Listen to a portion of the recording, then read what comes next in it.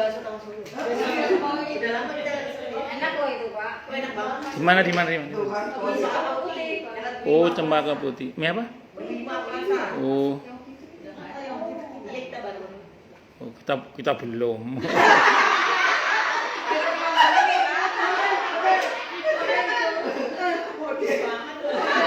Jadi ngomongnya pelan tapi dalam.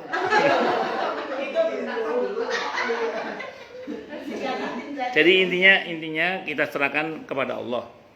Jadi kalau kita berzikir wirid jangan niat ngelawan itu maksudnya. Jangan niat perang, jangan. Niatnya minta tolong sama Allah aja. Ya Allah ini saya diganggu nih, ya tolong ya Allah gitu. Nah, itu nanti urusannya dengan Allah. Itu menang pun kita nggak akan ada dampaknya insyaallah. Kenapa? Mungkin kita nyerahkan sama Allah kok. Tapi kalau kita niatnya perang, Anda baca la haula wala quwata illa billah, tadi niatnya perang lawan dan niatnya atau baca bismillah niatnya ngelawan. Udah menang pun kita biasanya kena benturannya. Kena benturan biasanya. Tapi kalau kita serahkan pada Allah, jadi kita baca semua doa itu kita niatkan untuk minta tolong sama Allah. Ya Allah, tolong ini hamba lagi diganggu nih ya Allah. Atau ini ada hambamu yang lagi ganggu nih ya Allah, tolong. Nah, kita serahkan sama Allah. Nanti urusannya dengan Allah. Iya. Iya sama. Tuh. Ada mantan begitu saya kurang tahu deh kalau itu. Pak, kalau didawamkan itu bisa jadi ini nggak sih Pak? Jadi ada yang suka gitu Pak? Ini saya suka Yasin Fadilah itu loh Pak. Terus kenapa? Jadi kayak gimana gitu? Katanya bilang ada yang suka atau apa? Yang hantu-hantu gitu Pak? Oh, gitu. kembali ke niatnya ibu. Oh, gitu. Iya. Cerita lagi nih ya. Jadi dulu itu saya punya wirid yang aneh-aneh lah dulu itu. Yang ini, yang itu, yang ini, yang itu. Terus ketika saya punya wirid yang aneh-aneh itu memang banyak yang aneh-aneh juga terjadi dalam kehidupan saya kan. Terus kata teman saya, wis larenono aja wiritan sing aneh-aneh wis, wiritan sing biasa-biasa wae lah. Akhirnya ya saya baca biasa, yang itu saya tinggalkan, saya baca yang biasa-biasa aja.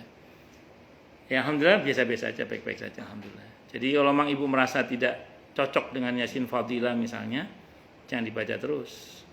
Berarti ibu nggak cocok mungkin. Cocoknya mungkin ibu sholawat misalnya, baca Quran secara umum ya, atau Yasin yang normal-normal aja lah misalnya gitu. Itu aja sih sebenarnya. Kalau saya sekarang ini lebih kepada yang biasa-biasa aja sih. Semuanya ayat kursi, ya paling sholawat, gitu, istighfar, Yasin, Waqiah, Al-Mulk, ya itu aja.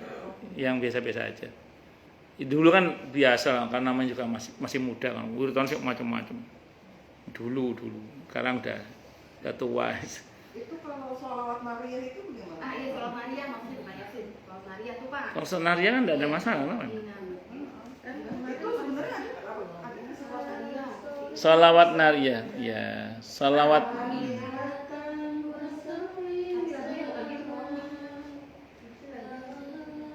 Ada Sayyidina. Ada di Ustaz ya. Kenapa? Sholawat Maria itu Iya. diperboleh. Kalau ibu nanya ke saya, boleh. Jadi gini loh bu, memang betul ada sebagian ustadz yang mengatakan orang kalau baca selawat itu katanya syirik. Alasannya karena bertawasul kepada Nabi kita Muhammad SAW. Sekarang saya mau tanya, letak syiriknya di mana? Coba cek terjemahan soal Naria itu, ada nggak minta sama Nabi Muhammad di situ itu? Yang ada di situ adalah kita bertawasul dengan menyebut nama Nabi kita Muhammad, di mana dengan kita bersalawat kepada beliau dengan menyebut nama beliau itu ada jalan keluar. Tentu cuma dengan izin Allah. Kan tetap Iya. pakai ya Allah kalau kayak Iya. salawat. Iya. Sambil doa, ya Allah biar enak nih masakannya Iya. buat orang banyak kan ya Allah. Iya, betul. Salawat betul. Itu memang betul. Saya pernah sampai di sini ya. Bertawasul dengan orang soleh yang masih hidup itu ulama beda pendapat memang. Jadi kalau ada yang mengatakan syirik, ada yang mengatakan haram, ada yang mengatakan boleh, itu memang beda pendapat ulama. Cuma kalau saya termasuk yang berpendapat tidak apa-apa. Kenapa? Karena dalam selawat Naria itu nggak ada mintanya kepada Nabi kita Muhammad SAW. Wong kita hanya nyebut nama Nabi kita Muhammad SAW untuk merayu Allah kan. Semoga dengan kita membawa nama Nabi kita Muhammad itu Allah berkenan untuk memudahkan. Kayak gini loh, kalau ini analogi sederhananya gini. Jenengan datang ke seseorang yang orang itu kenal dengan seseorang yang Anda kenal juga misalnya. Kayak Bu Heru pas mau melintas di depan kantor presidenan terus ibu nyebut kakak ibu siapa? Bapak siapa? Iya, nyebut tentara. Ya itu semacam itu aja sebenarnya itu. Tapi bersolawat untuk jadi mahar pernikahan dengan Ibu Hawa kalau itu. Iya. Oh, saya kurang tahu kalau itu. Kalau yang saya tahu Nabi Adam sudah diampuni dengan baca Rabbana dzalamna anfusana itu. Kalau salawat itu untuk maharnya menikahi Ibu Hawa. Yang saya tahu.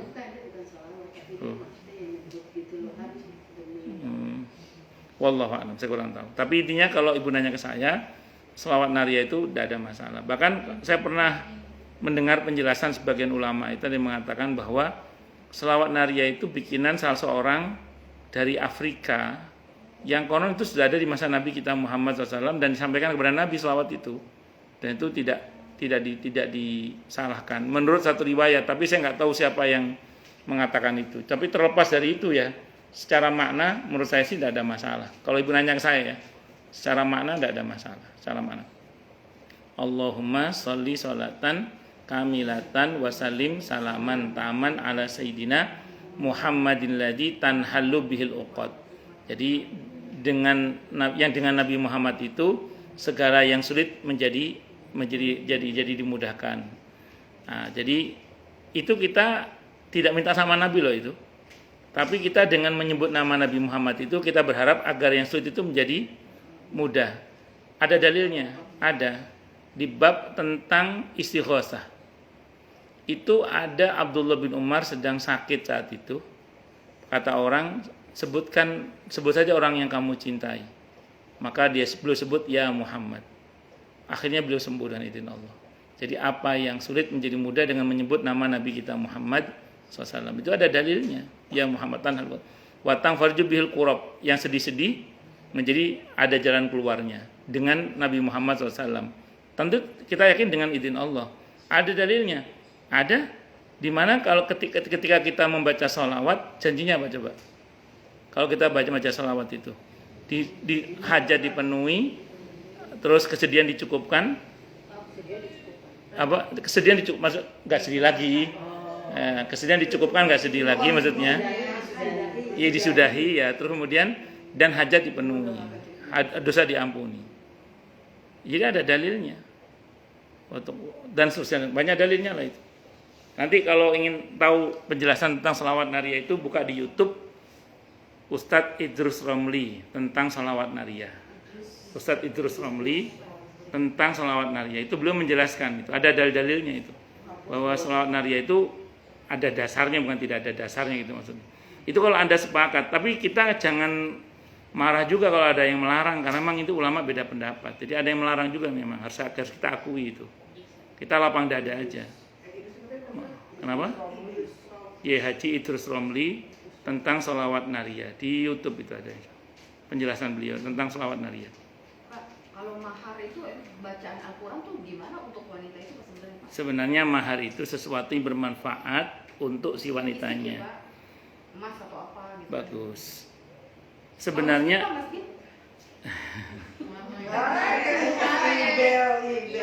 enggak. Saya mau terangkan dulu gini. Mahar itu sesuatu yang bisa dimanfaatkan oleh si wanita itu. Aslinya mahar itu nafkah pertama seorang suami kepada istrinya. Lah kalau dia pakai mahar bacaan Al-Quran, apa yang diterima oleh si istri? Kecuali dia maharnya mengajarkan Al-Quran, itu baru bisa diterima. Nah kalau masjid, berarti masjid pribadi maharnya, tidak ada masalah. Berarti bukan masjid wakaf ya, masjid pribadi. Maharnya adalah sebuah masjid, bisa dimanfaatkan nggak? Bisa, kan lumayan lahan parkirnya buat dia. Atau jadi mahar masjid itu boleh sah-sah saja. Tapi itu sebagai milik pribadi masjid itu, bukan milik umat. Kalau milik umat berarti belum mahar. Nah, jadi maharnya adalah masjid.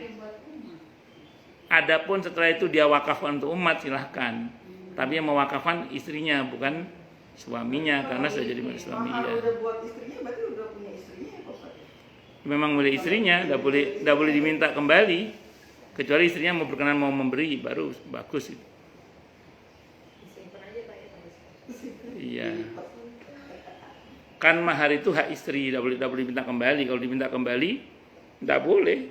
Kecuali istri mau memberikan. Kan ada suami bayar mahar, kayak Sule itu, terus dikasih lagi oleh istri yang dulu yang meninggal itu. Dikasih lagi maharnya, atau dipinjam oleh Sule untuk usaha apa. Gitu. Jadi ya silakan aja kalau istrinya mau ngasih. Kalau istri nggak mau ngasih, tidak boleh. Kalau utang Pak, maharnya utang. Tidak apa-apa ngutang, tapi harus bayar. Berapa lama tuh? Kalau sampai mati dia nggak bayar mahar itu, dia mati sebagai penzina pokoknya. Jadi Istrinya gimana? yang jelas laki-lakinya, kalau perempuannya saya nggak tahu. Tapi yang pasti gini, kalau ada orang menikah, maharnya ngutang, si istri berhak menolak untuk diajak senggama. Selama belum dibayar maharnya. Bayar dulu. Nah. Tapi kalau misalnya dia sudah bayar mahar, istri wajib taat. Ngutangnya sama orang gitu kali Pak. Kenapa? Ngutangnya sama orang bukan sama istrinya. Oh, enggak, ngutangnya sama istrinya. Kalau sama orang mah enggak ada masalah, itu aja bayarnya sama orang itu. Berarti tunai tetap ya Pak? Itu tertunai namanya itu. Maksudnya ngutang ke istri, maksudnya. Ada yang ngutang ke istri itu ada. Pernah ada kejadian jamaah saya itu cerita temennya itu oleh suaminya diutang maharnya itu. Sudah sekian tahun berlalu menikah belum bayar-bayar juga. Nanya ke saya kan, saya bilang, itu kalau nggak bayar itu kalau sampai mati zina loh ibu. Akhirnya karena dia peduli sama temennya dipinjemin tuh. Udah ini gua kasih lo duit, bayar mahar istri lo katanya. Daripada ntar lo mati dan berzina.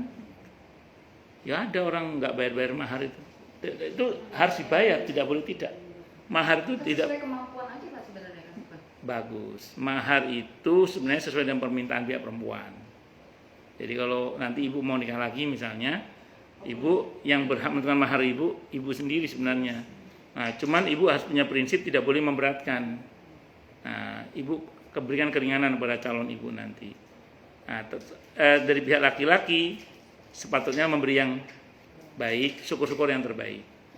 Nah, dari mahar itu ibu bisa membaca. Ya, dari mahar itu ibu bisa membaca kok. Calon suami ibu ini tipe calon suami yang pelit atau yang baik. Dari mahar itu. Itu saya kira itu. Wallahu a'lam. Saya pernah ceramah nikah itu orang maharnya minta Vespa itu pernah. Iya, iya. Sebenarnya kayak Al-Quran gitu bisa. Jangan. Jadi sebaiknya memang mahar itu jangan seperangkat alat mandi. Apa seperangkat alat sholat? Ya, jangan. Jadi sebaiknya emas. Kalau dipikir, ya. Kalau emas dan seperangkat alat. ya, kalau yang bagus di fikih itu mahar itu emas. Karena emas itu kan perempuan. Iya Pak. Ya terserah. Karena wanita itu mahal Terserah. ya Pak Ustaz? Kenapa? Mahal. Iya mahal. Wanita itu Iya mahal. mahal. Ibu saya beritahu ya betapa mahalnya ibu-ibu ya.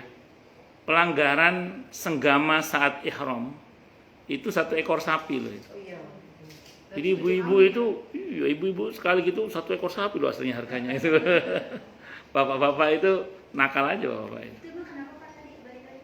Kenapa? Nggak boleh seperangkat alat sholat. Karena mahar itu kan sesuatu yang harus bisa dimanfaatkan oleh istrinya. Lah kalau seperangkat alat sholat itu kan sebatas hanya untuk sholat. Tapi kalau emas kan atau uang kan, iya.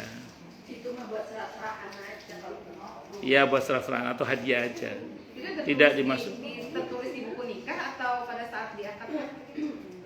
Kalau yang saya tahu sih disebutkan dalam akad juga dan ditulis di buku nikah juga biasanya. Sebagai pendamping kali ya Pak Ustaz. Apanya? Enggak, saran saya untuk yang seperangkat alat sholat itu nggak usah disebutkan lah itu. Nggak usah disebutkan. Cukup emasnya aja. Emasnya atau uangnya aja. Iya.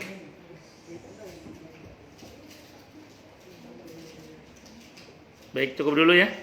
Kita tutup dengan hamdalah. Alhamdulillahirabbil alamin.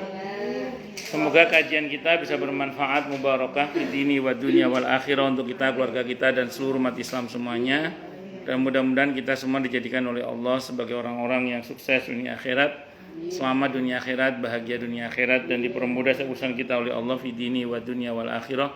Semoga Allah limpahkan hidayah selalu untuk kita, semoga Allah tingkatkan selalu hidayah untuk kita, dan semoga Allah berikan hidayah untuk siapapun yang melihat kita. Subhanakallahumma bihamdika asyhadu an la ilaha illa anta astaghfiruka wa atubu ilaik. Sallallahu alaihi Muhammad wa ala alihi wasallam. Saya mohon maaf. Wassalamualaikum warahmatullahi wabarakatuh.